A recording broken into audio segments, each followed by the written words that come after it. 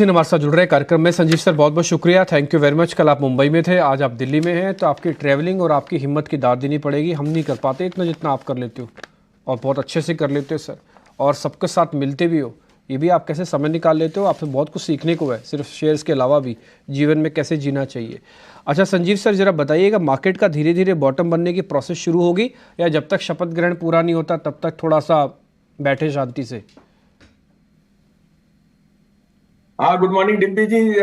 रात को वापस आ गए गर्मी में, और मुंबई में तो बरसात हो रही है तो शायद मिस कर दिया। हाँ। लेकिन कल का दिन तो बड़ा मुश्किल था। सृष्टि को मैं कह रहा था 9:15 और साढ़े साढ़े तीन तक बैठना मुश्किल हो गया, बड़े यस सालों यस। बाद हुआ। कह हाँ। रहे थे भाई किसी तरह से बाजार बंद कर दो, लेकिन ऐसा होता है। कल बहुत ज्यादा एक्सेसेस हुई। मैं आपको एक बार बताता हूँ, एयरपोर्ट से लेके आज सुबह 8 बजे तक सिर्फ मेरे को बहुत जो पैन इंडिया से मेरे फॉलोअर्स हैं, फोन आ रहे हैं क्या लेना है।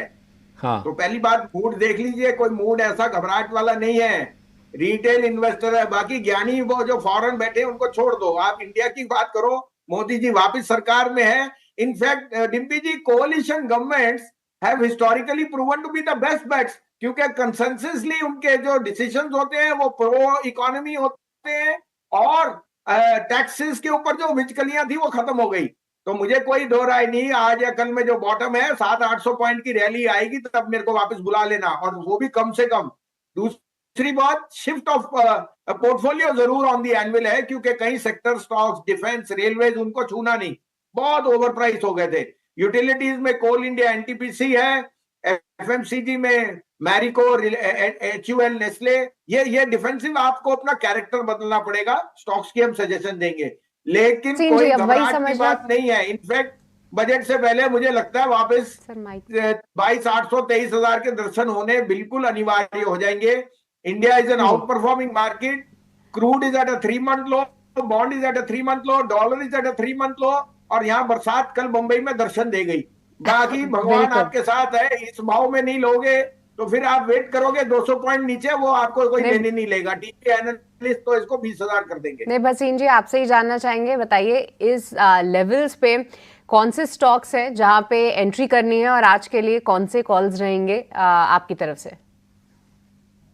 हाँ, तो देखिए सृष्टि जी, मार्केट बहुत वॉलेटाइल है। हो सकता है कुछ स्टॉक्स दूं और वो तो थोड़ा सा धैर्य रख के रखिए कि ये बिजनेसेस बहुत अच्छे हैं, आपको लेने हैं। कोल इंडिया एनटीपीसी मेरे फेवरेट्स हैं। आज फिर मैं कोल इंडिया कह रहा हूँ, 440 पे को मिल नहीं सकता। 30% मर्चेंट पे उसके जो पावर सेल्स है, वो इस क्वार्टर में number will be exceptionally the strongest ever in the history of the company. आप देख रहे हैं पावर की डिमांड और कोल की क्या, थर्मल की कैसे कैपेसिटी बढ़ रही है। कोल इंडिया एनटीपीसी दोनों मेरे बाइस हैं, लेकिन कोल इंडिया में जाऊंगा 440 पे लीजिए। 428 का स्टॉप लॉस है, 425 कर सकते हैं वॉलेटिलिटी, लेकिन 478 और 80 यहाँ पहला टारगेट है। वापस 490 भी चले जाए, बड़ी बात नहीं। एचडीएफसी लाइफ पे मैं अब और बुलिश टर्न हो गया। Gross net value addition, surrender value की जो बात आईआरडीए की है, वो एक प्रस्ताव है, वो कुछ नहीं होने वाला।